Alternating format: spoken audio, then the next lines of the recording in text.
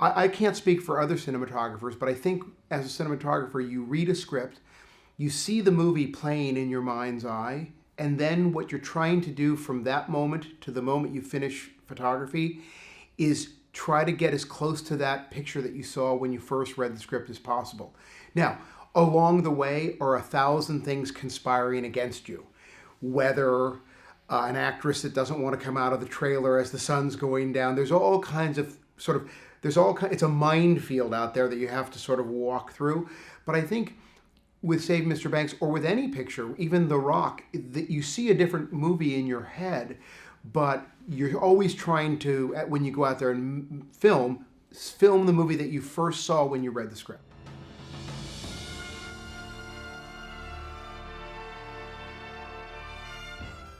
Well, I wouldn't say that I'm an action cinematographer. I'm a cinematographer who's done some action movies.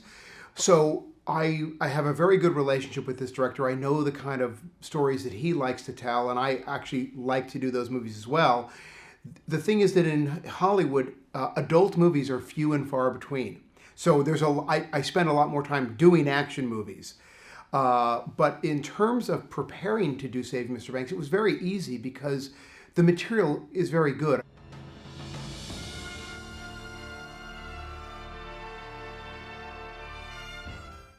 Well, here's what I would say. I came out of the world of really doing television commercials, and I still do a lot of beauty commercials.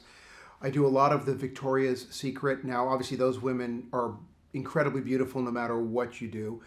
But I do, and I may be speaking a little out of school here, I think movie stars, if the studio is paying $25 million to an actor, should look good, or if they're supposed to look bad, they should look good, bad.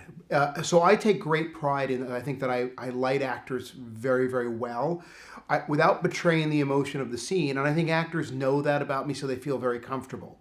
And I've had nothing but great relationships with them. I mean, they all have different issues and problems and things, whether, you don't light Ben Stiller the same way you light Morgan Freeman, but there are very subtle things that you constantly, you think about when you're filming a movie with them.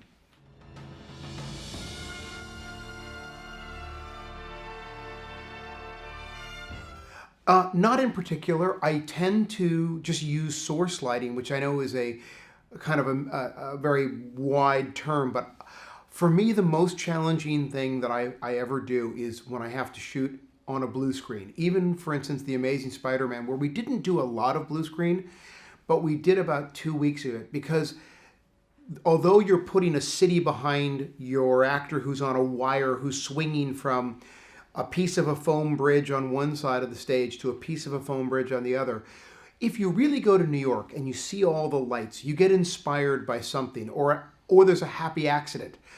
A car that you didn't predict turns the corner and gives you a lens flare. There are things that happen when you're out in the world that sort of inspire how you're going to light a scene. So I think I don't have a specific style other than I look at the locations, and the locations say something to you about how they should be lit. Saving Miss Banks, for instance, takes place in three places. It takes place in Australia in 1906, takes place in Burbank, which is where the Disney Studios are, which is a suburb of Los Angeles, 1961, and it takes place in London, 1961. So the inspiration there was, well, I've spent a lot of time in London. The sun doesn't shine in London like it shines in Southern California. So the idea there was that all the lighting in Save Mr. Banks was this sort of soft, slightly coolish exterior, not unlike the weather right now in Bydgoszcz, right? Not the strong sense of a sun as a source. If you go to Burbank right now, it's 88 degrees and we're almost in December. The sun is everywhere. So in that movie, the idea was the sun was always coming in. It was if the window was blocking it, it was hitting the windowsill and skipping off the floor. So when you say, that's how I approach lighting.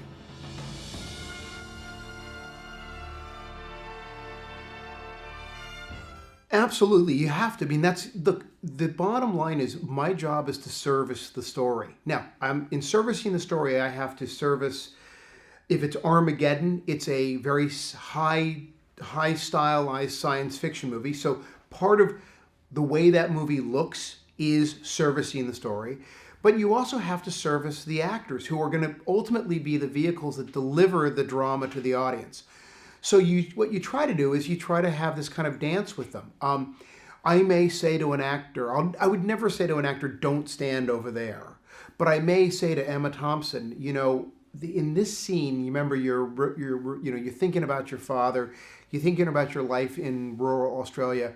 It'd be great if we could start with you by the window so I could see your face reflected, the camera's over your shoulder, and then as you break out of that moment of reverie and you turn, then the camera will pull focus to you, and then sort of show me what you want to do from there. I'll talk a lot about transitional shots because I'm a big believer in thinking about where you're coming from and where you're going. And if you can design transitions into the way you photograph a movie, I think it just makes the experience more rich for the audience. So Seabiscuit, it was very much, these were designed. And sometimes you're going to have to ask an actor to humor you about, I need you to do this to start to get me into the scene. But usually you bring the actors in the morning. I always give them the same speech. You can do anything you want, but when you go and come back from hair and makeup, please make sure you do it the same. Improvising is something that we do a lot more of in comedies than we do. Saving Mr. Banks, there's not one line of dialogue that's changed from the script. There's not one scene in that movie that we didn't shoot. It's the first time that every single scene that was written is in the movie.